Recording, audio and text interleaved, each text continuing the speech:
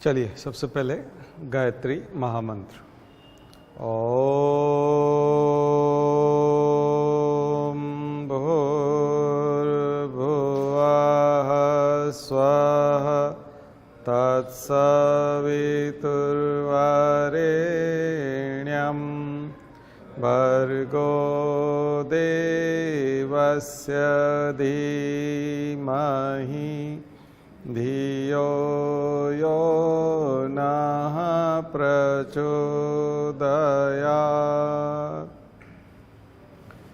कहाँ तक पहुँच गए थे हम लोग? टेम्पल आर्किटेक्चर किया था, क्या किया? होमवर्क में दिया था, अच्छा उस पर बता दिया था। चलिए आगे चलते हैं। अब जब आप आर्किटेक्चर देखते हैं गुप्ताज के टाइम का, तो उसमें आपको टेम्पल आर्किटेक्चर सबसे इम्पोर्टेंट, कुछ केव आर्किटेक्चर्स भी हैं जो पेंटिंग्स में हम लोग देखेंगे, तो उसको हम लोग पेंटिंग्स के लिए बचा के रखेंगे। और इधर अब आगे आकर के आर्किटेक्चर जो आपको देखने को मिलेगा वो है इस्लामिक आर्किटेक्चर। इस्लामिक आर्किटेक्चर या सल्तनत काल का आर्किटेक्चर। तो दो भाग में आर्किटेक्चर डिवाइड होता है।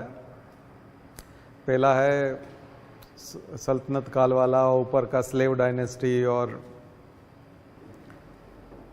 फिर तुगलक, सैयद और लोदी और वो वाला पूरा, जो हम लोग दिल्ली सल्तनत की बात करते हैं। तो यहाँ मूल रूप से कुछ इस्लामिक सभ्यता की चीज़ें पहली बार लाई गई, लेकिन पूरा आर्किटेक्चर नहीं आया। पूर्ण रूप से ऐसा कोई आर्किटेक्चर वहाँ पर नहीं आया कि नींव खोद करके पूरा उन्होंने स्ट्रक्चर बनाया हो। दरअसल उन्होंने वास्तव में पुराने जो हिंदू और जैन मंदिर और स्थान थे, संस्कृत विद्यालय थे, स्कूल थे, जो भी सेंटर थे, उनको उन्होंने तहस नहस किया, उनका ऊपरी हिस्सा डिस्ट्रॉय किया और वहीं पर पूरा गुंबद लगा दिया, डोम लगा दिया, जिसको हम हिंदी में गुंबद कहते हैं। तो इस्लामिक आर्किटेक्चर की जो सबसे बड़ी विशेषता है वो है arch and dome. Arch and dome याद रखिएगा, सबसे इंपॉर्टेंट है आर्च एंड डोम। आर्च कहाँ पर? एंट्रेंस में भी आर्च बनी होती थी। तो दो प्रकार की चीजें होती हैं, trabeate architecture and arcuate architecture. Trabeate architecture जो होता है वो चौकोर होता है, दरवाजा और सारे लेंटल जो होते हैं वो चौकोर होते हैं, और स्क्वायर होता है। और ये जो आर्च वाला होता है ऊपर से थोड़ा सर्कुलर, फिर ऊपर से एक आर्च बनाता है, इसलिए उसको हम लोग बोलते हैं आर्क्यूएट। जाकर के सर्च कर लीजिएगा गूगल में तो आपको आ जाएगा, ट्रेबिएट एंड आर्क्यूएट आर्किटेक्चर। ठीक है, तो केवल आर्च बनाने से काम हो जाएगा नहीं, आर्च नहीं थी, आर्च ऊपर भी दिखती है, खिड़कियों में भी दिखती है, और भी बिल्डिंग के दूसरे हिस्से में भी आर्च दिखती है, लेकिन डोम छत के ऊपर जो होगा वो छत ऐसे सपाट छत नहीं है, बल्कि एक डोम शेप में है। तो मस्जिदों के ऊपर आपको डोम मिलता है। तो ये इस्लामिक सिविलाइजेशन माना जाता है, इस्लामिक कल्चर है जो बाहर से आया है। ठीक है, तो ऐसे में एग्जाम्पल है कुव्वतुल इस्लाम मस्जिद है, 2.5 दिन का झोपड़ा है, आप जानते हैं। एक संस्कृत विद्यालय है, आज भी 2.5 दिन झोपड़ा जो मस्जिद है उसकी दीवारों पर संस्कृत में लिखा हुआ है, अजमेर में। और एक तो आपको बताया कि आर्च एंड डोम, और दूसरी विशेषता होती है मीनार, मिनारेट्स होती हैं, मीनार एंड मिनारेट्स। छोटे मीनार, बड़े मीनार। जब जैसे कुतुब मीनार है तो वो अपने आप में एक मीनार है, खुद ही मीनार है, बहुत बड़ी मीनार है। लेकिन कई बार एक बिल्डिंग के साथ में 3-4 मीनारें होती है, 4 मीनारें होती है। खास करके जब भी मस्जिद बनाते हैं तो साथ में मिनारेट्स होती हैं, वो छोटी मीनारें हैं। और कुतुब मीनार तो है ही है। तो अब आपके होमवर्क में यही है कि जो स्थान मैंने बताया, जैसे कि कुव्वतुल इस्लाम मस्जिद, 2.5 दिन का झोपड़ा, या कुतुब मीनार, इनके बारे में एक एक पैराग्राफ लिखना है कि ये क्यों बनाया गया। तो कुतुबुद्दीन बख्तियार काकी, उनकी स्मृति में ये सब उन्होंने बनाया था, कुतुबुद्दीन बख्तियार काकी। तो इस्लामिक जो ये सभ्यता है, ये जो आई, इन्होंने क्या काम किया? मूल रूप से जो काम किया वो पुराने मंदिर, हिंदू और जैन भवन जो हैं, मंदिर हैं, उनको तोड़ा है, उनके ऊपरी हिस्सों को ध्वस्त करके वहाँ पर आर्च एंड डोम वाली चीज़ें लगा दी है।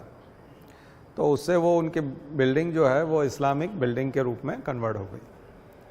अभी हम इंडो इस्लामिक भी कहते हैं इसको। इंडो इस्लामिक इसलिए कहते हैं क्योंकि इंडियन बेस है और इस्लाम उसके ऊपर आकर के लगा दिया गया, इसलिए उसको सामान्य भाषा में हम लोग इंडो इस्लामिक कहते हैं। ठीक है, हिंद मुस्लिम सभ्यता।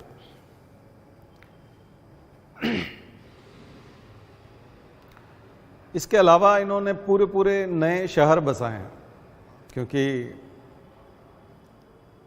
जो बाहर से आक्रमणकारी आता है वो आक्रमणकारी समूह में रहना चाहता है, बड़े समूह में रहना चाहता है और किला बना करके सुरक्षित रहना चाहता है, क्योंकि उसे डर होता है। स्थानीय व्यक्ति को तो कोई डर नहीं होता, तो वो छोटे छोटे गांव में इधर उधर बिखरे होते हैं, उनको कोई प्रॉब्लम नहीं है, क्योंकि उन्होंने किसी के ऊपर अटैक नहीं किया। लेकिन जो आया है उसने तो अटैक किया है, तो अब कोई भी उनसे छीन सकता है, कोई भी उनको भगा सकता है, इसलिए उनको डर होता है। तो इसलिए उन्होंने बड़ी जनसंख्या को एक साथ रखने की कोशिश की ताकि सुरक्षा का भाव रहे। सुरक्षा के भाव से उन्होंने बड़ी बड़ी जनसंख्या को एक साथ रखने की कोशिश की। पहली बार भारत में इंडस वैली सिविलाइजेशन के बाद में शहरों का विकास हो रहा था, खास करके दिल्ली का भी। तो सीरी फोर्ट जैसे है ना, फिरोज शाह कोटला, तो फिरोज शाह तुगलक ने बनाया। ठीक है, जोना खान ने, मोहम्मद बिन तुगलक ने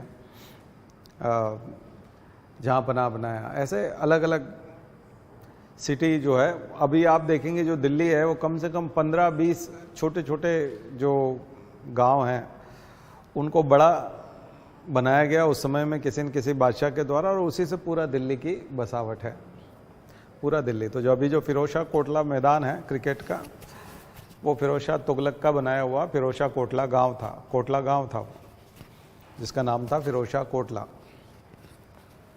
और उसी को स्टेडियम, अभी हम उसको अरुण जेटली स्टेडियम बोलते हैं।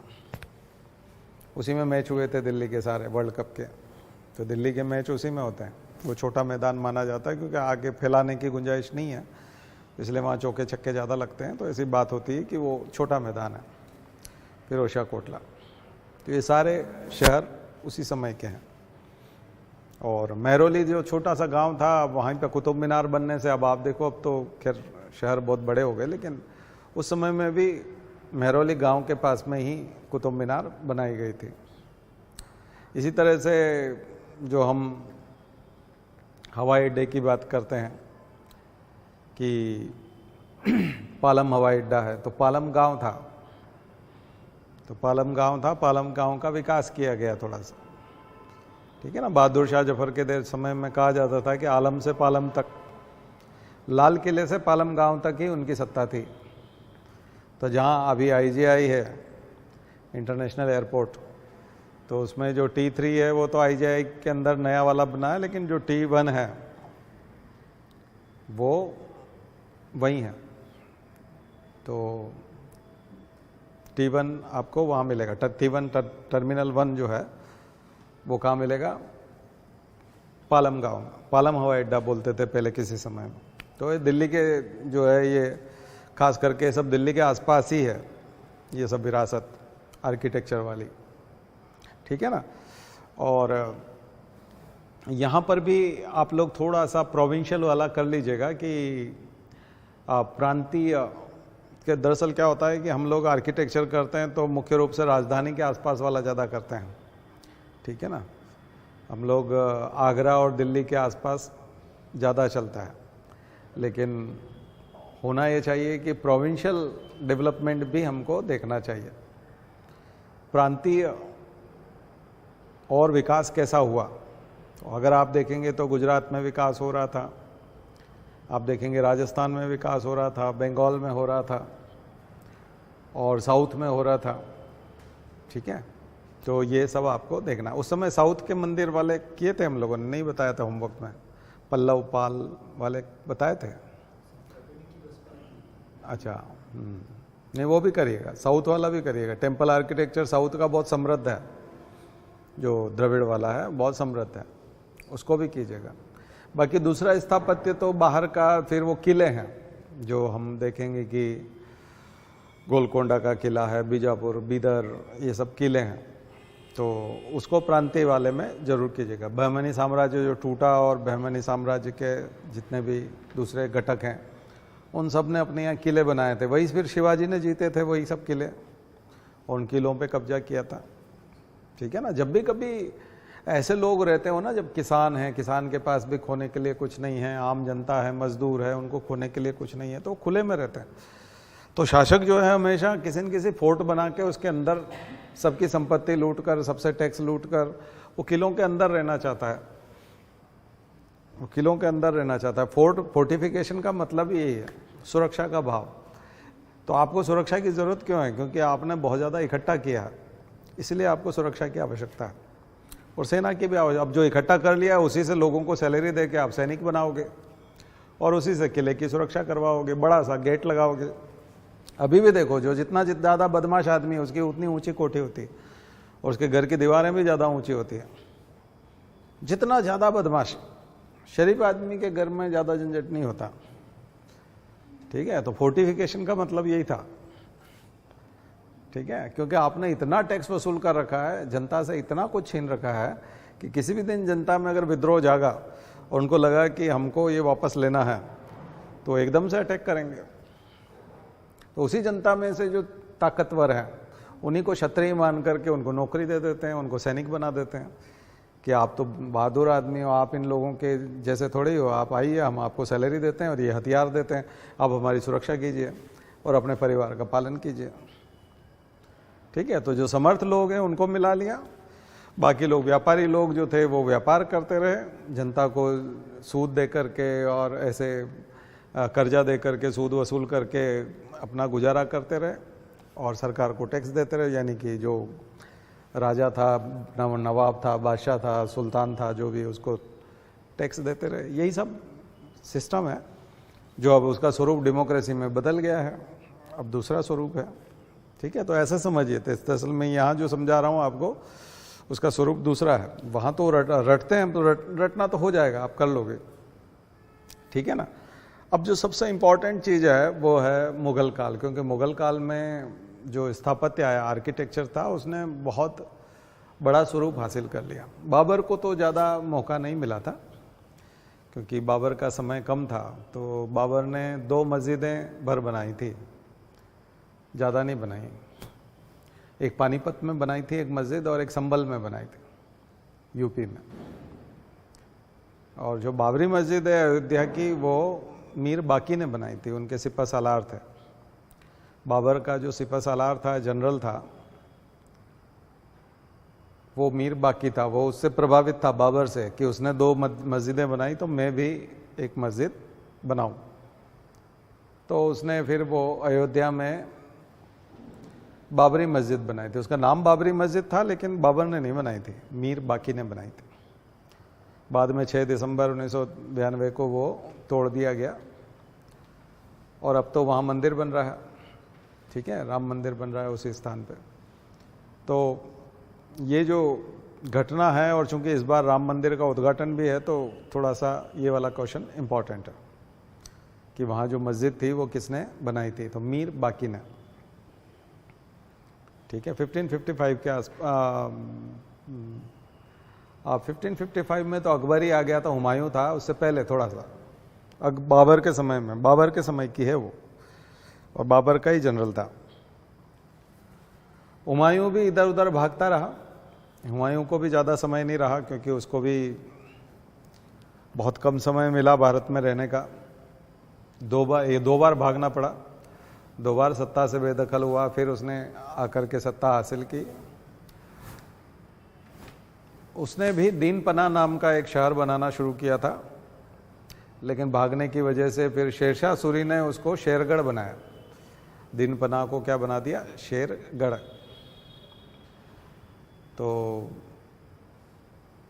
बाकी बाद में हुमायूं की पत्नी ने और उसने बहुत ही शानदार मकबरा बनाया, हुमायूं का मकबरा। तो मुगल कालीन पहला जो स्थापत्य है और जो सबसे ज़बरदस्त बिल्डिंग है और यूनेस्को का फर्स्ट हेरिटेज भी था वो एक तरह से इंडिया में, तो वो है दिल्ली का हुमायूं का मकबरा, हुमायूं टॉम। बहुत बड़ा गुंबद दूर से ही दिखाई देता है, बहुत आकर्षक है। और पेट्राडुरा देखने को मिलता है। पेट्राडुरा पेंटिंग्स होती हैं एक तरह से, प्राकृतिक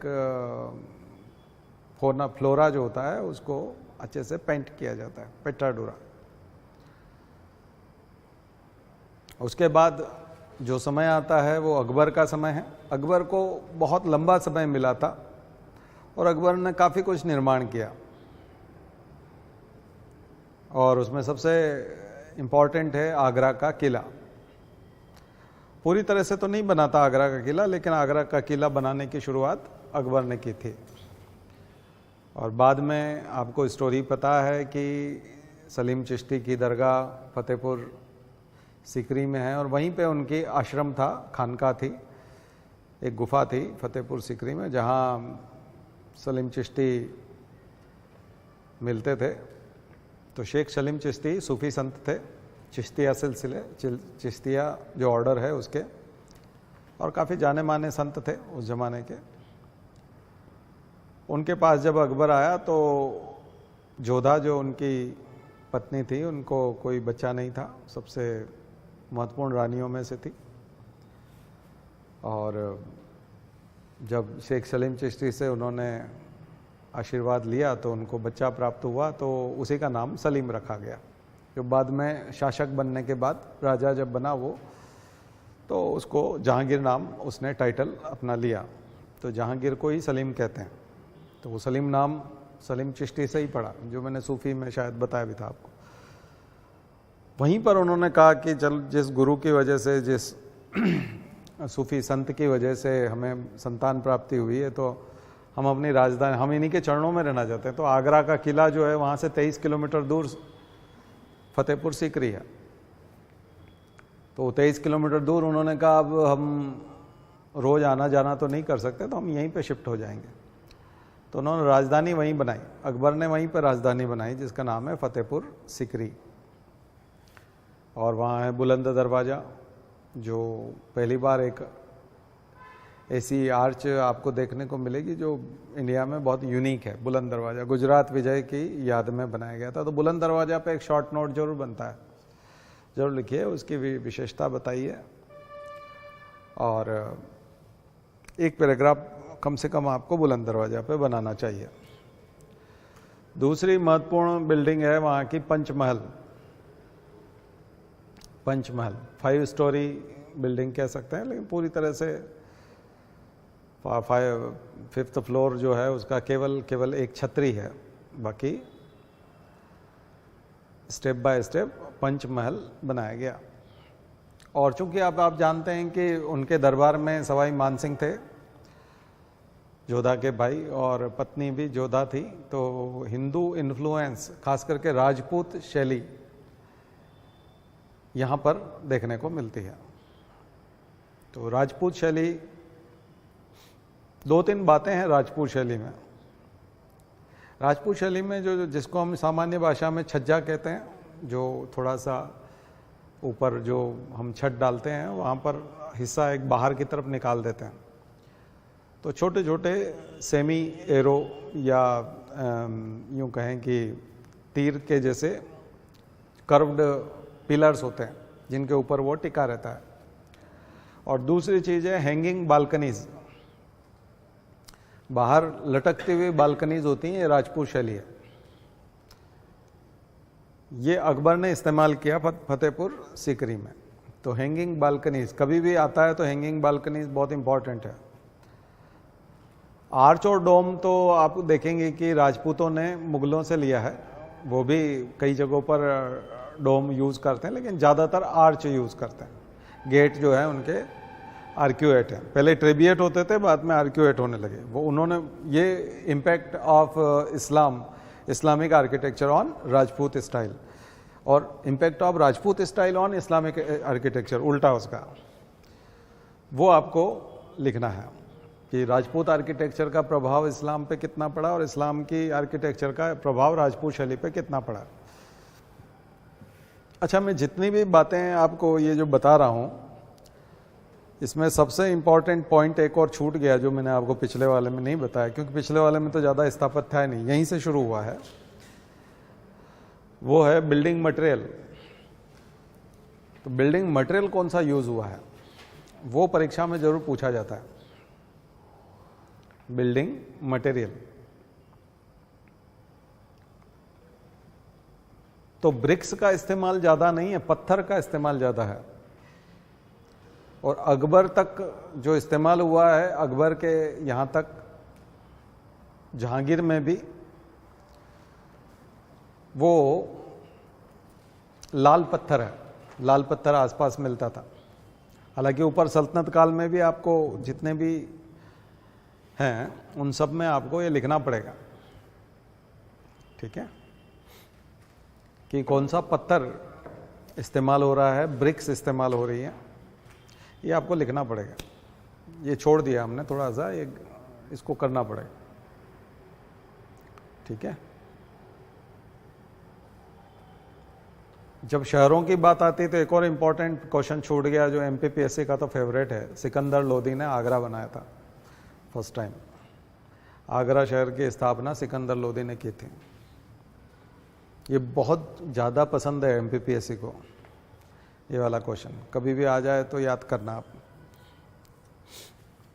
बहुत सारे क्वेश्चन ऐसे हैं जो एमपीपीएससी के फिक्स्ड क्वेश्चन है, बिल्कुल एकदम फिक्स है, ठीक है, जो आते ही हैं। मतलब अगर आप जाएंगे तो देखेंगे तो लोधी के समय में लोधी गार्डन। तो यहाँ एक और चीज़, स्थापत्य में गार्डन की शुरुआत सबसे पहले लोधी ने बहुत अच्छे से की है। गार्डन की शुरुआत, उसके पहले गार्डन नहीं हुआ करते थे। और ये चीज़ अकबर के समय में और मुगल काल में आकर के और मजबूत हुई। बगीचे बनाना, बगीचे बनाना।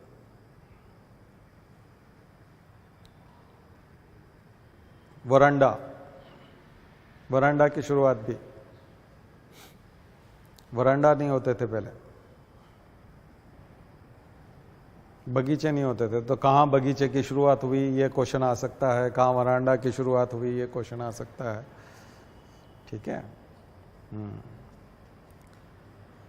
तो अकबर के समय में जो फतेहपुर सीकरी, यहाँ बहुत सारी बिल्डिंग है, उसमें जोधा महल है, बीरबल महल है ना, जहांगीर महल है। और इसके अलावा एक और इम्पोर्टेंट बिल्डिंग है सलीम चिश्ती की दरगाह। सलीम चिश्ती की दरगाह, यहाँ आपको जाली वर्क मिलेगा, खिड़कियों में जाली वर्क, बहुत बारीक जाली वर्क है, फाइन जाली वर्क। जाली वर्क ही लिख सकते हैं आप, इंग्लिश में भी जाली वर्क लिख सकते हैं। जाली का काम, बहुत ही ज़्यादा सुंदर नक्काशी, डेकोरेटेड, और पेंटिंग्स, और खास करके पत्थर से पेंटिंग है। पत्थर को इस तरह से, कलर्ड पत्थर को सजाया हुआ है।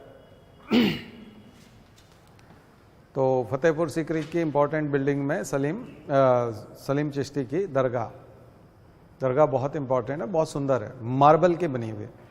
बाकी जो आप बिल्डिंग देखेंगे, पूरी जितनी भी बिल्डिंग है फतेहपुर सीकरी में, वो लाल पत्थर की हैं। लाल पत्थर जो है बहुत आसानी से वहाँ मिलता था, और उसी की बिल्डिंग है। लाल किला भी इसलिए लाल किला बताया गया, लेकिन जो सलीम चिश्ती की दरगाह है वो मार्बल की है, एकदम वाइट मार्बल, और बहुत सुंदर है देखने में।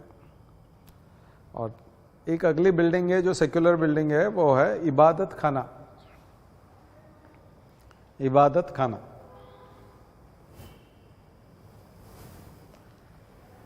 नाम इबादत है, लेकिन वहाँ प्रेयर रूम नहीं है। वो इबादत का मतलब होता है प्रेयर, प्रार्थना, लेकिन वो प्रेयर रूम नहीं है, वो डिस्कशन रूम है। Religious and spiritual discussions, religious and spiritual discussions between particular scholars from all religions। जितने भी रिलीजन उस समय में मौजूद थे, क्रिश्चियनिटी आ चुकी थी, बुद्धिज़्म ऑलरेडी था, जैनिज्म था, ऑब्वियसली हिंदुइज्म तो है ही, इस्लाम थे। तो अकबर जो था वो इस्लाम के विचारों से उतना संतुष्ट नहीं था। इस्लाम में बहुत सारे प्रश्नों के उत्तर उसको नहीं मिलते थे। अकबर को लगता था कि इस्लाम जिंदगी की सही सही व्याख्या नहीं कर पा रहा है। मरने के बाद क्या होता है, दफनाते क्यों हैं, क्लियर आंसर नहीं दे पाते लोग। कुरान शरीफ की भी वैसी व्याख्या, हदीस की तमाम व्याख्याएं जो है वो उतनी अच्छी नहीं है, उतने स्कॉलर नहीं है, उतने विद्वान लोग नहीं हैं। जीवन के बारे में जो समझ है,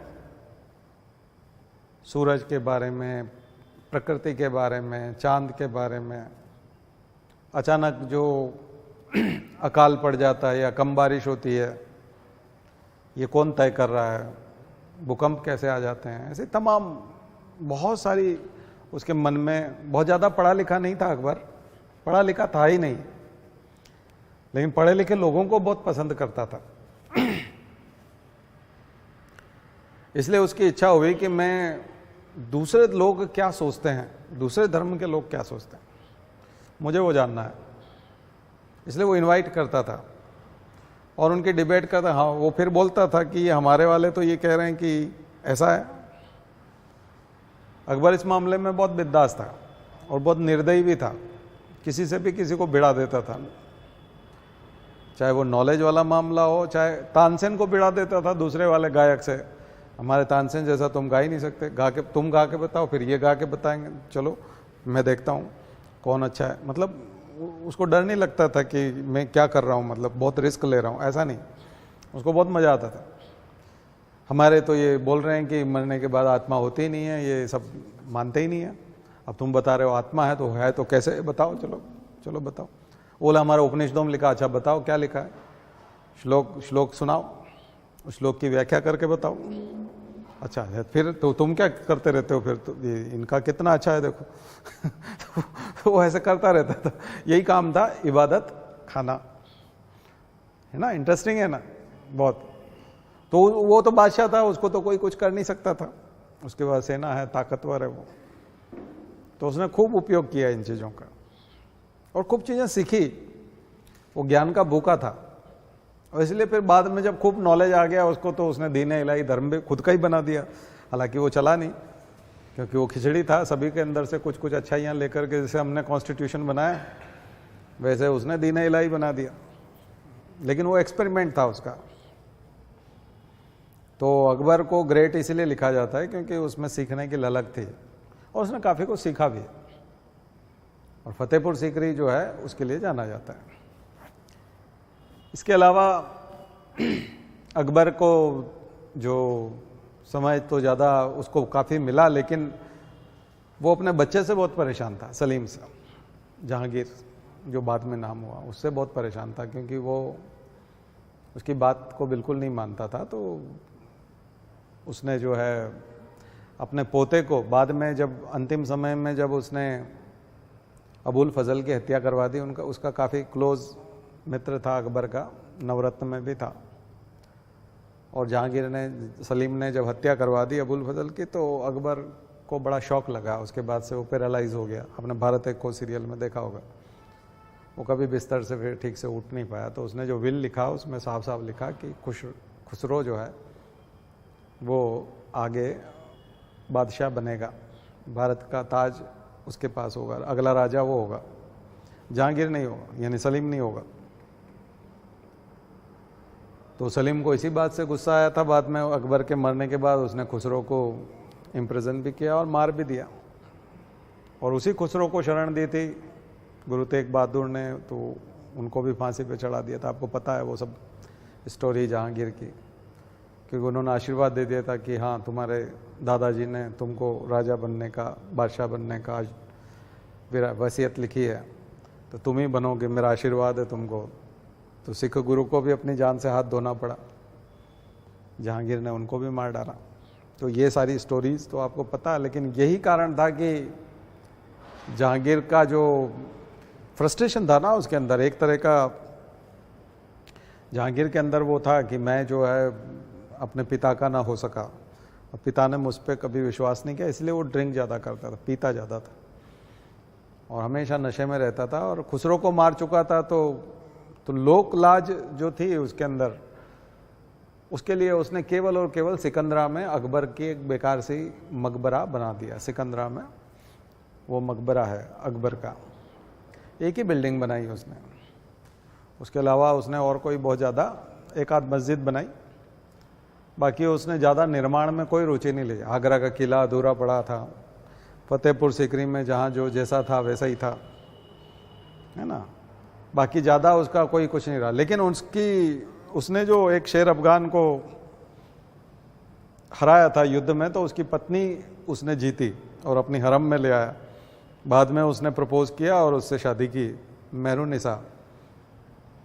मेहरुनिसा नाम था, बाद में नूरजहां की उपाधि उसको दी गई और उसी ने पूरा शासन संभाला। उसका एक ही काम था कि जहांगीर का जो शराब का गिलास है उसको खाली नहीं होने देना और उसको हमेशा नशे में रखना, और बाकी सारे डिसीजन वही लेती थी।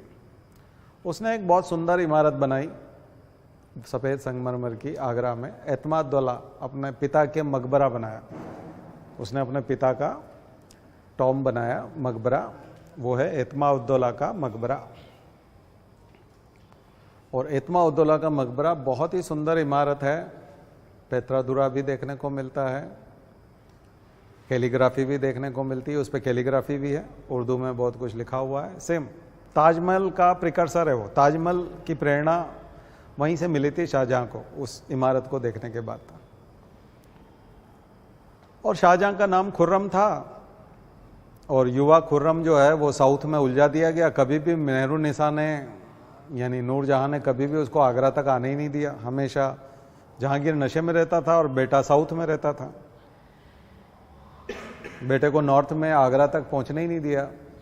नूरजहां हमेशा उसको नूरजहां और उसका भाई शहरयार, वो हमेशा उसको किसी न किसी कारण से दक्षिण में भेज देते थे कि तुम वो संभालो, वहाँ बीजापुर वाला क्या कर रहा है, चांदनगर में क्या हो रहा है, वहाँ क्या हो रहा है, देखो उधर इसको संभालो, उधर संभालो, यहाँ विद्रोह हो रहा है, वहाँ विद्रोह हो रहा है।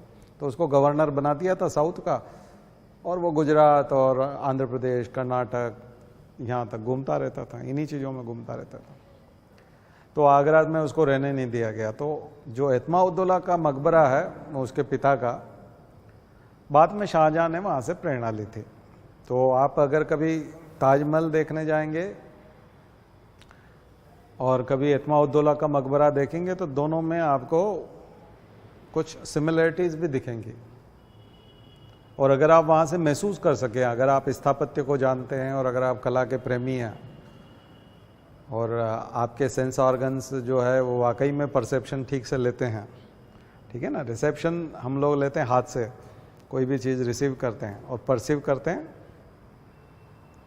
सेंस ऑर्गन से। सेंस ऑर्गन से हम जो परसीव करते हैं, रिसीव नहीं करते, परसीव करते हैं, ग्रहण करते हैं। तो ये ग्रहण करना और आंखों से और सेंस ऑर्गन से ग्रहण करना दोनों डिफरेंट चीज़ें,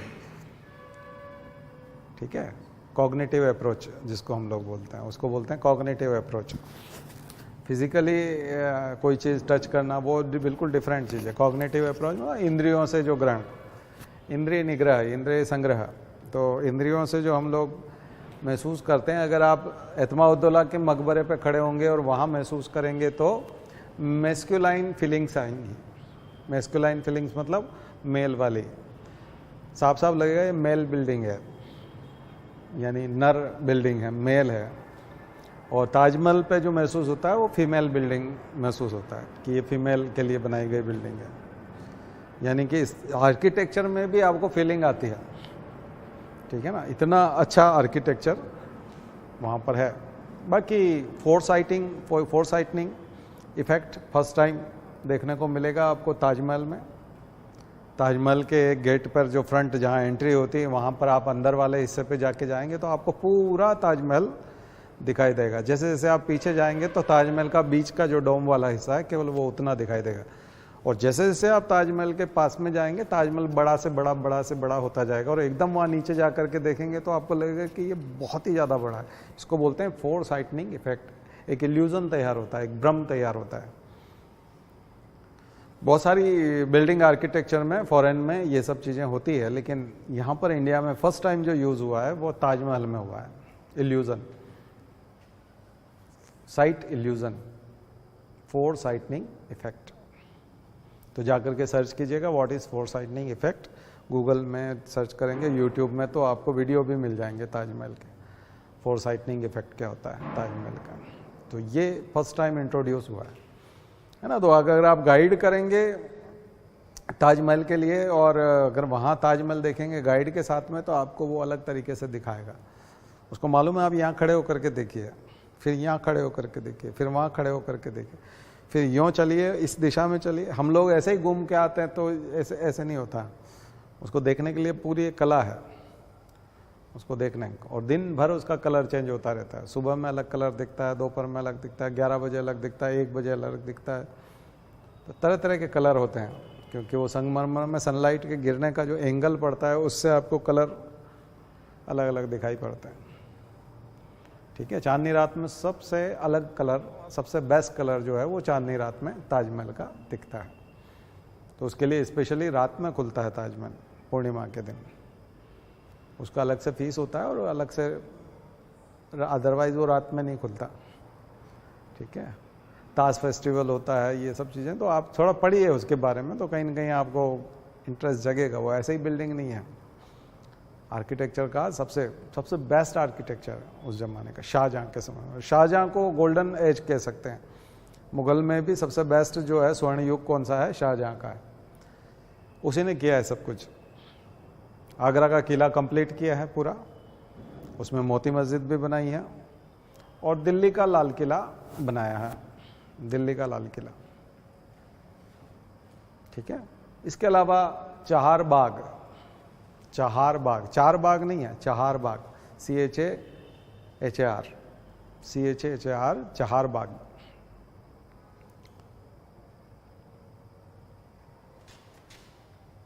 चार बाग का मतलब चार बाग नहीं है, बल्कि इक्वल और एक जैसे दिखने वाले, identical, equal and identical garden, उसका मीनिंग है चार बाग का। इक्वल एंड आइडेंटिकल गार्डन, एक जैसे दिखने वाले और एक जैसी आकृति वाले। उसको धीरे धीरे, जैसे लखनऊ में बोलते हैं चार बाग, वैसे चार बाग बोल दिया उसको, लेकिन चाहर बाग, वो क्या है, चाहर बाग। उस जमाने में जो आराम बाग बनाया था बाबर ने, उसको हम जनरली राम बाग बोलते हैं। आगरा में सब लोग बोलते हैं राम बाग है, तो वो राम बाग मतलब आराम बाग था, उसका नाम था आराम बाग, बाद में वो राम बाग हो गया। अब तो बकायदा रोड पे लिखा होता है कि राम बाग, ये दुकान है तो ये राम बाग में है, तो बकायदा सभी लोग एड्रेस में भी वही लिखते हैं। तो अच्छा, आराम राम हो गया। ठीक है, तो वो नामकरण वैसे ही बदलने की ज़रूरत नहीं पड़ी, लोगों ने ही बदल दिया उसको, तो ये हो गया। तो ये जो बिल्डिंग्स हैं ये आप समझिएगा। ठीक है ना। फिर आता है समय औरंगजेब का। औरंगजेब का सेम वही है कि उसकी ज़िंदगी भी दक्षिण में कटी, पूरी जवानी दक्षिण में कटी, जैसे खुर्रम की थी। जो शाहजहाँ था, इसका नाम खुर्रम था, और नूरजहाँ ने उसको घुसने नहीं दिया आगरा में। ऐसे ही शाहजहाँ ने भी औरंगजेब को कभी आगरा में घुसने नहीं दिया। उसने हमेशा दारा शिकोह को बादशाह बनाने के बारे में सोचा, कभी भी औरंगजेब के बारे में नहीं सोचा। तो औरंगजेब को बहुत ज़्यादा मौका नहीं मिला। लेकिन औरंगजेब ऐसा नहीं था कि उसको कला पसंद नहीं थी, या वो कलाकार नहीं था, या वो ज्ञाता नहीं था। वो संस्कृत जानता था, अरबी जानता था, तमाम लैंग्वेज जानता था, नॉलेज बहुत था उसको। उसको मौका नहीं मिला, इम्प्लीमेंट करने का मौका नहीं मिला। दूसरा चीज़ है कि हाँ, एक और इम्पॉर्टेंट चीज़ अकबर के समय की छूट गई है उस समय मथुरा वृंदावन में अकबर ने जोधाबाई के कहने से या जो भी हिंदू इन्फ्लुएंस में आकर के एक बहुत बड़ा मंदिर बनाया था, गोविंद देव मंदिर, जो उस समय भारत का सबसे बड़ा मंदिर था। वो अकबर के द्वारा बनाया गया था, जो औरंगजेब ने बाद में तोड़ दिया था, डिस्ट्रॉय कर दिया था। गोविंद देव मंदिर अकबर के द्वारा बनाया गया था, या यूं कहें कि बनाया तो हिंदुओं ने ही होगा, लेकिन उसने फंडिंग किया था, दान दिया था, पैसा उसका लगा था अकबर का। अकबर का भी क्या लगा होगा, इंडिया के ही लोगों का टैक्स था तो तेरा तुझको अर्पण क्या लागे मेरा, लेकिन अकबर की इच्छा के बगैर तो नहीं बन सकता था।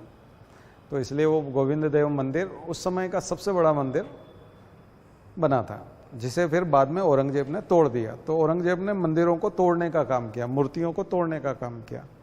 औरंगजेब से लोग डरते थे, इसीलिए श्रीनाथ जी की मूर्ति को नाथ द्वारा लाया गया था, क्योंकि औरंगजेब की जो एक बहन थी रोशन आरा, वो थोड़ी सी वो इसी प्रकार की थी। उसने जो मस्जिद बनवाई थी उसके सीढ़ियों के नीचे वो भगवान की, कृष्ण की मूर्तियां रखवाती थी, ताकि वो उन पर पैर रख करके मस्जिद में जा सके। तो इस प्रकार की मान्यताएं थी उनकी। तो जबकि उसकी जो एक बहन थी औरंगजेब की जहां आरा, और उनका भाई दारा शिकोह हिंदू धर्म से बहुत प्रभावित थे और उपनिषद पढ़ते थे, और मैंने उनके बारे में काफ़ी आपको बताया। उपनिषद गंगा में जाके देखेंगे तो दारा शिकोह के बारे में पूरी कहानी मिल जाएगी, ठीक है। लेकिन धर्मत के युद्ध में हरा दिया और अंधा करके खत्म कर दिया उसको, दारा शिकोह को। औरंगजेब ने सत्ता को हासिल किया। औरंगजेब की पत्नी का मकबरा औरंगाबाद में, औरंगाबाद जो अब संभाजी नगर है महाराष्ट्र में, नाम बदल दिया है उसका, वो औरंगजेब का बनाया हुआ शहर है। वहाँ पर बीवी का मकबरा मुअज्जम ने पूरा करवाया था, औरंगजेब का ही। कमीशन तो एक तरह से औरंगजेब का ही था, यानी, लेकिन बट कंप्लीट जो हुआ वो मुअज्जम के समय में। बहादुर शाह फर्स्ट, जो औरंगजेब का बड़ा लड़का था, बहादुर शाह फर्स्ट, उसने उसको पूरा किया, बीबी का मकबरा। बट स्थापत्य यदि आपको समझना आर्किटेक्चर मुगल काल का, तो वो अकबर और शाहजहां, और शाहजहां सबसे बेस्ट है, ठीक है ना। औरंगजेब ने एक और काम किया था कि उसने दिल्ली का जो लाल किला है वहाँ पर मोती मस्जिद बनाई थी। जैसे अकबर ने लाल किला बनाया आगरा का, और मोती मस्जिद शाहजहां ने बनाई। ये क्वेश्चन है इसलिए मैं रिपीट कर रहा हूँ। अकबर ने लाल किला बनाया आगरा का, मोती मस्जिद बनाई शाहजहां ने। लाल किला दिल्ली का बनाया शाहजहां ने, और मोती मस्जिद बनाई, अंदर जो मोती मस्जिद है लाल किले में, वो औरंगजेब ने बनाई। ये जो लाल किला है और फतेहपुर सीकरी, यहाँ दो इंपॉर्टेंट बिल्डिंग मिलती हैं, दीवान आम और दीवान खास। ये बहुत इंपॉर्टेंट बिल्डिंग है। जो बिल्डिंग आप लिख रहे थे ना, जो मैंने पंचमहल लिखवाया, बीरबल महल, जोधा महल, और सलीम चिश्ती की दरगाह, और इबादत खाना, और तमाम जो बुलंद दरवाज़ा, और सारी इंपॉर्टेंट बिल्डिंग्स लिखवाई, उसमें ये दीवान आम और दीवान खास। दीवान आम का मतलब कॉमन मैन, कॉमन पीपल से मिलने की जगह, जहाँ बादशाह कॉमन पीपल से मिलता था, आम लोगों से मिलता था, दीवान आम। और special persons, personal meetings, official meetings, या बहुत ही क्लोज लोगों से मिलना, वो होता था दीवान खास, ठीक है। तो उसमें बैरिकेड्स वगैरह नहीं है, उसमें सीधा वो बादशाह के बिल्कुल नज़दीक आकर के एक तरह से उनके पैर छू सकते थे, उनको हाथ, उनसे हाथ मिला सकते थे, उनको कोई वस्तु देना है तो वो वस्तु दे सकते थे, गिफ्ट दे सकते थे। आम लोगों से मिलने के लिए थोड़ा सा डिस्टेंस था, तो इसलिए वो दीवान आम और दीवान खास। ये लाल किले में भी मिलेगा, दिल्ली वाले में भी, ये आपको दिल्ली आगरा के लाल किले में भी मिलेगा, और यही चीज़ फतेहपुर सीकरी में मिलेगी। तो तीनों बिल्डिंग में ये दोनों बिल्डिंग मिलेगी। दोनों ये बड़े से हॉल हैं, इनके अंदर पिलर्स हैं, है ना। पिलर्स का बहुत अच्छा यूज जो है यहाँ मिलेगा। मिनारेट्स, आर्क्यूएट यानी आर्च एंड डोम, मीनार, आर्क्यूएट आर्किटेक्चर, और फिर वो जो है पिलर्स, और पेट्राडूरा पेंटिंग्स। पेंटिंग स्टाइल क्या हो जाएगी, पेट्राडूरा। ठीक है, तो ये आपको याद रखना है। और भी थोड़ा सा जो छोटी छोटी चीज़ें हैं, लेकिन इंपॉर्टेंट क्वेश्चन जो हैं वो यहाँ से आते हैं, क्वेश्चन से यहाँ से आते हैं। तो आर्किटेक्चर के साथ साथ थोड़ी सी कहानियाँ हैं, है ना, वो चलती हैं। रीजनल आर्किटेक्चर या प्रोविंशियल आर्किटेक्चर में फिर इम्पॉर्टेंट यहाँ पर है सिख वाला और राजपूत वाला। खास करके मुगलों के साथ साथ पैरेलल सिख बिल्डिंग्स बन रही थी। अकबर के समय में अमृत सरोवर अमृतसर में बन रहा था। अकबर ने ही जमीन दी थी स्वर्ण मंदिर के बनाने के लिए भी। तो हर मंदिर साहिब, स्वर्ण मंदिर का जो ओरिजिनल नेम है हर मंदिर साहिब। बाद में जब उस पर सोना जड़वा दिया गया था तो वो स्वर्ण मंदिर हो गया। रणजीत सिंह ने, महाराजा रणजीत सिंह ने उस पर सोना जड़वाया था तो वो स्वर्ण मंदिर बोला जाने लगा, लेकिन उसका ओरिजिनल नाम है हर मंदिर साहिब। संतोखसर और अमृतसर, संतोष और अमृत, उसके नाम से 2 तालाब बनाए गए। संतोखसर सरोवर, संतोख सरोवर मतलब संतोष, और अमृत सरोवर। तो अमृत सरोवर से ही नाम पड़ा अमृतसर। अमृतसर सिटी इसीलिए बनी क्योंकि वहाँ स्वर्ण मंदिर के सामने एक सरोवर है जिसका नाम है अमृत सरोवर। ठीक है, तो थोड़ा सा इन बिल्डिंग्स के बारे में भी जानिए। लेकिन यहाँ पे भी आप देखेंगे arch and dome, arch and dome मिलेगा। तो ऊपर जो है चाहे वो गुरुद्वारा है, लेकिन गुरुद्वारे के ऊपर भी डोम इस्लामिक स्टाइल में बनाया गया है, मस्जिद जैसा ही बनाया गया है। जो कि मंदिर में शिखर होता था वो अलग चीज़ है। तो सिख गुरुद्वारा भी इस्लामिक सभ्यता से, इस्लामिक आर्किटेक्चर से इन्फ्लुएंस्ड है। ठीक है, और बाकी बिल्डिंग्स जो हैं राजस्थान में राजपूत लोगों ने बनाई, राजपूत स्टाइल में। तो उनमें सबसे बड़े बड़े फोर्ट हैं, फोर्ट बहुत ज़्यादा है। राजपूत लोगों ने जो बनाए वो मंदिर भी बनाए, लेकिन ज़्यादातर फोर्ट हैं, किले हैं। और उन किलों में सबसे इम्पॉर्टेंट है आमेर का किला है, जैसे हाँ, चित्तौड़ का किला है, उदयपुर का किला है। सबसे इम्पॉर्टेंट किले में आता है मेहरानगढ़ का किला, जोधपुर में मेहरानगढ़ का किला। और पैलेसेस बनवाए किले के अंदर, फिर पैलेस में महल बनवाते थे। कुंभलगढ़ का किला, उसको इंडिया में जैसे चीन की दीवार के साथ जोड़ा जाता है। बहुत ऊंचे ऊंचे दीवार हैं और ज़्यादा लंबी दीवार है। कुंभलगढ़ का किला, रणथंबोर का किला, तो ऐसे किले बने थे, फोर्ट। पैलेस जो हैं आजकल होटल हैं। ताज होटल जो है वो मेहरानगढ़ ताज होटल हो गया। उम्मेद भवन, सामान्य भाषा में उसको वहाँ पर उम्मेद भवन, दुनिया का सबसे बेस्ट, सबसे अच्छा और सबसे महंगा होटल वर्ल्ड का। जो तमाम रेटिंग होती है उसमें सबसे महंगा, इसलिए वो अब अंबानी की लड़की की शादी होगी या होगी तो वहीं होगी, इस टाइप से होता है। एकदम इंडिया के जो सबसे डेस्टिनेशन वेडिंग करते हैं ना, तो सबसे जो रईस लोग होते हैं या स्टार होते हैं, सिनेमा स्टार या क्रिकेट स्टार होते हैं, वो लोग वहाँ जा कर के शादियाँ करते हैं। तो मेहरानगढ़ किला में वहाँ सजावट होती है उम्मेद पैलेस, यानी कि अब वो क्या है, ताज होटल। और उदयपुर का जो उदय विलास है, या हाँ उदय विलास ही है, जो पानी के अंदर बीचों बीच है। जल्दो आप देखते हैं उदयपुर का जो लेक है, वो जो होटल है वो ओबेराय होटल ग्रुप में है। ठीक है, ओबेराय होटल ग्रुप। तो इंडिया के टॉप होटल ग्रुप जो हैं, ताज हैं, ओबेराय हैं, इन्होंने राजस्थान के जितने भी फोर्ट और पैलेसेस हैं उनको, तो ये करंट अफेयर्स के साथ जोड़ करके देखिएगा।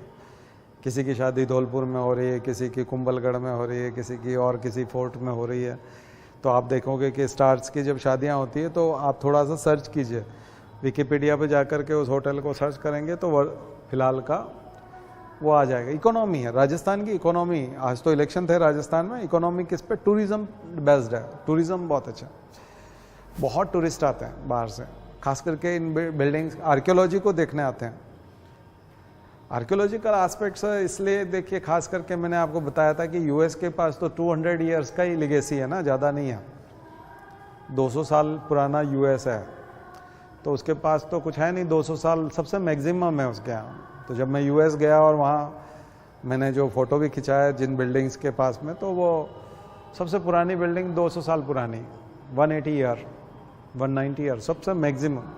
उसी को वो लोग एंटिक्विटी बोलते हैं, उसी को एंटिक बोलते हैं कि यही हमारा विरासत है। फिर यूरोप में मिलता है, पर इंडिया में आते हैं तो 2000 ईयर, सांची चले जाएं 2500 साल हो जाता है। तो ऐसी चीज़ों को देख, भीमबेटका तो लाखों साल वाली बात है ना, 2 लाख साल की बात आ गई, मिजोलिथिक की बात है। तो हमारे यहाँ है वो चीज़ें, इसलिए फॉरेनर्स यहाँ आते हैं। इतनी पुरानी है इसलिए आते हैं, एंटीक है इसलिए आते हैं। तो राजस्थान में सबसे ज़्यादा टूरिस्ट जाते हैं। एक तो उन्होंने मेंटेन भी किए हैं रोड्स, इंफ्रास्ट्रक्चर, होटल और ट्रांसपोर्ट और सारी चीज़ें मेंटेन की है। एयरपोर्ट्स भी मेंटेन किए हैं। जैसलमेर लोग जाते हैं, बहुत सारे लोग रेगिस्तान देखने जाते हैं, बहुत सारे लोग नेशनल पार्क देखने जाते हैं। तो लगभग सभी तरह का टूरिज्म, रिलीजियस टूरिज्म ऑल्सो।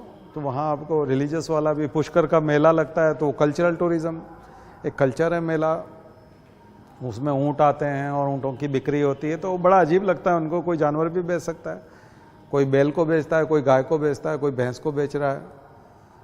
तो यहाँ सौदा हो रहा है, मतलब उनको अजीब लगता है कि ये कैसे, मतलब कोई एक आदमी ला रहा है, वो सेल कर रहा है, एक बाय कर रहा है, तो ये कैसे हो सकता है। और उसका बाकायदा मेला है और कई दिनों तक चल रहा है, खरीदी बिक्री 1-1 महीने तक चल रही है। तो अभी इन दिनों में लगता है पुष्कर में मेला, यही जो पूर्णिमा आएगी अभी, कार्तिक पूर्णिमा, इसको शायद समापन होगा या शुरुआत होगा, जो भी है इसके आसपास ही रहता है।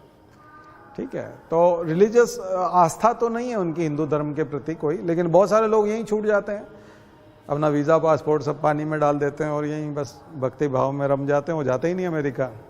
जर्मन भी यहाँ बहुत हैं, फ्रेंच भी बहुत हैं, है ना। तो बहुत लोग आकर के यहीं बस गए। वृंदावन में बहुत लोग मिलेंगे फॉरेनर्स। तो इंडिया का टूरिज़्म बड़ा जो है वो भावपूर्ण है, मेटाफिजिकल है, और ख़ास करके राजस्थान का माल कमाने वाला है। थोड़ा सा राजस्थान में मेटाफिजिकल उतना नहीं, खास करके इकोनॉमिक बहुत है। तो इसलिए आर्किटेक्चर का इम्पोर्टेंस समझिएगा कि ये क्यों पढ़ना चाहिए हमको, है ना, क्यों पढ़ना चाहिए इसको और ज़्यादा। बल्कि वो, क्योंकि आप जॉब में जाओगे तो सरकार की अर्न करने के लिए ना, नहीं तो आप सैलरी कैसे दोगे लोगों को। सरकार की कमाई ज़्यादा से ज़्यादा होनी चाहिए, तो आपको कमाई का भी देखना पड़ेगा। गवर्नमेंट की, गवर्नमेंट एक कंपनी भी तो है ना। तो आप कंपनी में जॉब लग रहे हैं एक तरह से। गवर्नमेंट जॉब मतलब एक कंपनी में जॉब कर रहे हैं। अगर उसको प्राइवेट सेक्टर के हिसाब से देखेंगे तो आप अपनी कंपनी के प्रॉफिट की चिंता करेंगे। तो आपको कई बार ये दिया जाता है, ये टास्क दिया जाता है कि गवर्नमेंट की इनकम जो है बहुत कम है, कोई आइडिया बताइए कि हम टूरिज्म में और क्या कर लें कि और लोग ज़्यादा से ज़्यादा पैसा लगाएं। ठीक है, तो इसका एक पर्पज़ ये भी है। चलिए, इसके बाद आखिरी वाला जो हिस्सा है आर्किटेक्चर का, उसमें आते हैं।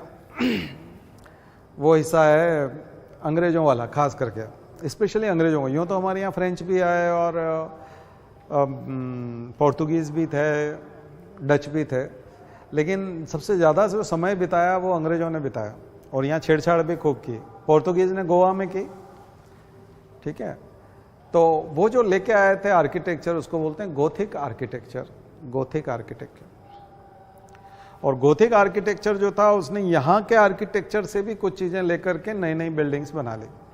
खास करके जो मुंबई के जो बिल्डिंग्स हैं, मुंबई का हाई कोर्ट है, विक्टोरिया टर्मिनस है, वीटी स्टेशन जो आजकल हम CST बोलते हैं, छत्रपति शिवाजी टर्मिनस जो है वो वीटी, वो पूरा जो कॉम्प्लेक्स है उसको पूरे को आप देखेंगे तो वो Gothic architecture, Gothic architecture. Cinema में आपको मुंबई जब भी दिखाते हैं, ताज होटल का डिज़ाइन भी काफ़ी हद तक उसी टाइप का है।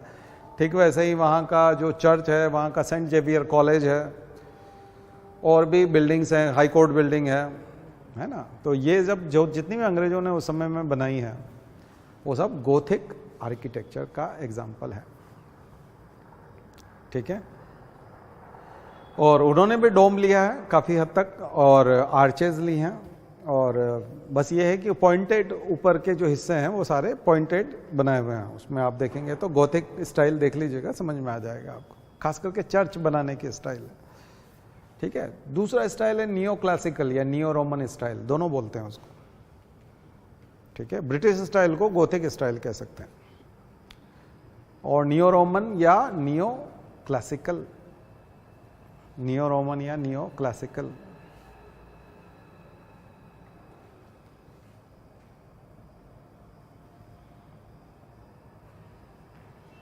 इसमें आपको राष्ट्रपति भवन मिलेगा, कनॉट प्लेस मिलेगा, North Block, South Block, Gateway India Gate मिलेगा। वो गेटवे ऑफ इंडिया उसका है, गोथिक का, सॉरी उसका इंडो सार्सेनिक का, वो एग्जाम्पल हो जाएगा इंडो सार्सेनिक का। लेकिन ये नियो क्लासिकल वाला एग्जाम्पल ये है। तो दो व्यक्ति थे, एक बेकर था, एक ल्यूटियन था। ल्यूटियन और बेकर दोनों को जिम्मा मिला था दिल्ली बनाने का 1911 में, जब कलकत्ता से राजधानी दिल्ली की तरफ आ रही थी। तो उनको जिम्मा मिला कि जाकर के थोड़ा सा बिल्डिंग्स बनाइए कुछ, अब क्योंकि प्रेसिडेंट हाउस बनेगा, यानी प्रेसिडेंट तो नहीं था उस समय, वायसराय हाउस बोलेंगे, तो वायसराय हाउस बनेगा और सारी बिल्डिंग्स और ऑफिस वहीं जाएंगे, तो कैपिटल शिफ्ट हो रहा था। तो यहाँ उन दोनों में थोड़ा सा एक झगड़ा हो गया, डिबेट हुआ कि जहाँ अभी इंडिया गेट है उस जगह पर वो वायसराय हाउस बनाना चाहते थे, जो राष्ट्रपति भवन है वो इस जगह बनना चाहता था अपर इस प्लेटफॉर्म पे।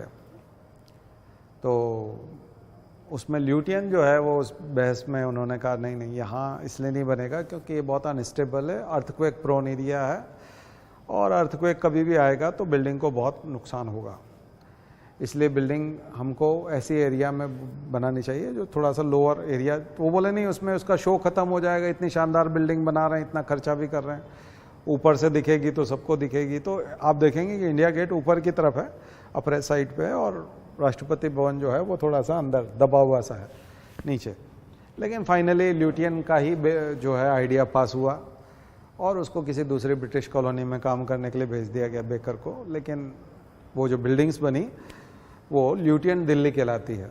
वो जो आप देखते हैं सारा सर्कुलर डिज़ाइन है, उनका जो डिज़ाइन है वो सब सर्कुलर, गोल स्टाइल होता है, सर्कुलर होता है। वो कभी भी ऐसे जो दूसरी आप बिल्डिंग्स देखेंगे वो चौकोर होती है, स्क्वायर वाला पैटर्न होता है। यहाँ क्या है, उसका डिज़ाइन सर्कुलर है, और डोम वाला डिज़ाइन लिया है उन्होंने, डोम, आर्चेज, मिक्स पैटर्न, जहाँ जहाँ से जो कुछ लिया जा सकता था। कुछ लोग बोलते हैं कि नहीं है, डोम वाला स्थापत्य जो है ये इस्लामिक नहीं है, ये बौद्धिज्म का जो स्तूपा है उसका है। लेकिन स्तूप को आप देखते हैं तो स्तूप बिल्कुल अलग चीज़ है। स्तूप पूरा ही एक अलग प्रकार का जो है डोम है, वो डोम वैसा नहीं है स्तूप का। ये डोम जो होता है ज़्यादा गोल होता है, मस्जिद वाला जो डोम होता है वो ज़्यादा गोल होता है, स्तूप वाला ज़्यादा फैला हुआ होता है। ठीक है ना। तो राष्ट्रपति भवन, और अब आपसे कई बार जब आएगा कि ये जो नियो क्लासिकल स्टाइल है ये है, जैसे वाइट हाउस देखते हैं आप, या अमेरिका में वाइट हाउस देखते हैं, ब्रिटेन की बिल्डिंग्स देखते हैं, वैसी बिल्डिंग्स यहाँ हैं। सबसे जो अच्छी बिल्डिंग नियो क्लासिकल की बनी है वो है Victoria memorial, Victoria memorial Calcutta में। तो पूरे इंडिया में बनी थी ऐसी बिल्डिंग, लेकिन खास करके कलकत्ता और दिल्ली में। Connaught place CP. लेकिन यह है कि कन्वीनियंस का बहुत ज़्यादा ध्यान नहीं रखा गया और यूटिलिटी का ध्यान भी नहीं रखा गया, इसलिए बहुत सारे पिलर्स बना दिए गए अननेसेसरी। संसद भवन में भी जो पार्लियामेंट हाउस अब तो नया हो गया हमारा, लेकिन पुराना जो है उसमें बहुत सारे पिलर्स हैं, और पिलर्स स्टोन के हैं तो फिर उसी को रहने देना था, उसके ऊपर सीमेंट है, प्लास्टर है, तो वो उखड़ जाता है बार बार। तो बहुत अननेसेसरी बहुत सारी चीज़ें हैं उसमें। ठीक है, और कन्वीनियंस नहीं है। खास करके कनॉट प्लेस में जब सेकंड फ्लोर पे, फर्स्ट फ्लोर पे आप जाएंगे तो सीढ़ियाँ जो है बहुत सक्रिय है, और आग वगैरह लगती है, कोई फायर वाला इंसिडेंट होता है तो दिक्कत आती है। ऐसे में भगदड़ मचेगी जब कभी भी, तो स्टैम्पेड होगा तो डेथ ज़्यादा होगी, कैजुअलिटी ज़्यादा होगी। ठीक है, तो ये सब ख्याल नहीं रखा गया है। और बहुत बड़ी बड़ी जो है अननेसेसरी जगह भी खराब कर दी गई है, जबकि वहाँ काम की जगह बहुत कम है। तो बिल्डिंग्स जो है वो थोड़ी सी उस टाइप की, लेकिन देखने में आकर्षक है और बहुत भव्य है, बहुत बड़ी बिल्डिंग्स है, ह्यूज बिल्डिंग है, मतलब शानो शौकत वाली दिखाने वाली बात वहाँ देखने को मिलेगी। अब तो नाम भी बदल दिए हैं, बाकी अंग्रेजों ने जो बनाए हैं दिल्ली, न्यू दिल्ली, उसमें रोड्स बहुत ज़्यादा चौड़े बनाए हैं और दोनों तरफ पेड़ भी खूब। अभी आपको दिल्ली में जब भी कभी न्यू दिल्ली में तमाम रोड से आप गुजरेंगे तो दोनों तरफ बहुत ऊंचे ऊंचे पेड़ मिलेंगे, ये सब अंग्रेजों के लगाए हुए हैं 100 साल पहले। और वो जो लगा के गए वही पेड़ अभी आपको इतने बड़े बड़े, छोटे छोटे बगीचे थे किसी रूप में, उन्होंने उस समय में छोटा छोटा प्लांटेशन किया था, लेकिन दोनों साइड में लगाए हैं। सर्कल्स बहुत अच्छे बनाए हैं, बड़े बड़े सर्कल्स हैं। तो road plan, city plan, drainage, और ये बिल्कुल मॉडर्न है एकदम। तो ये आर्किटेक्चर आपको यहाँ देखना चाहिए। ठीक है, तो खास तो हमने बता दिया है यहाँ तक, तो इसका नोट्स बनाइए, पढ़िए। और ख़ास करके आर्ट एंड कल्चर के हिसाब से ही नहीं, ये पूरा एंशिएंट हिस्ट्री, मिडिवल हिस्ट्री में भी और मॉडर्न हिस्ट्री में भी एक बहुत बड़ा पार्ट है। तो हिस्ट्री पढ़ते हैं तब भी काम आएगा, आर्ट एंड कल्चर में तब भी काम आएगा, और वैसे भी जनरल अंडरस्टैंडिंग के लिए जब कभी आप न्यूज़ देखते हैं, कुछ करते हैं, तो कुछ आर्टिकल आते हैं, तो इन सब का जिक्र तो कहीं ना कहीं होता ही है ना। तो कल हम लोग जो चलेंगे वो क्लासिकल डांस में। ठीक है, तो डांस एंड म्यूज़िक, हाँ नहीं पेंटिंग्स थोड़ा सा बचा है, कल पेंटिंग्स देख के फिर हम क्लासिकल डांस करने की कोशिश करेंगे। चलिए शांति पाठ। ओम द्यौ शांति अंतरिक्ष ग्वम शांति पृथ्वी शांतिरापः शांतिरौषधयः शांति वनस्पतयः शांतिर्विश्वे देवाः शांतिर्ब्रह्म शांतिः सर्वगं शांतिः शांतिरेव शांतिः सामा शांतिरेधि। ओम शांतिः शांतिः शांतिः सर्वारिष्टासु शांतिर्भवतु। बोले गायत्री माता की, परम पूज्य गुरुदेव की, परम वंदनीय माता जी की। हम सुधरेंगे, हम बदलेंगे, एक बनेंगे। जन्म जहाँ पर, अन्न जहाँ का, ज्ञान जहाँ से, वह है प्यारा। देश की रक्षा कौन करेगा? मानव मात्र, नर और नारी, जाति वंश सब, भारत माता की, भारतीय संस्कृति की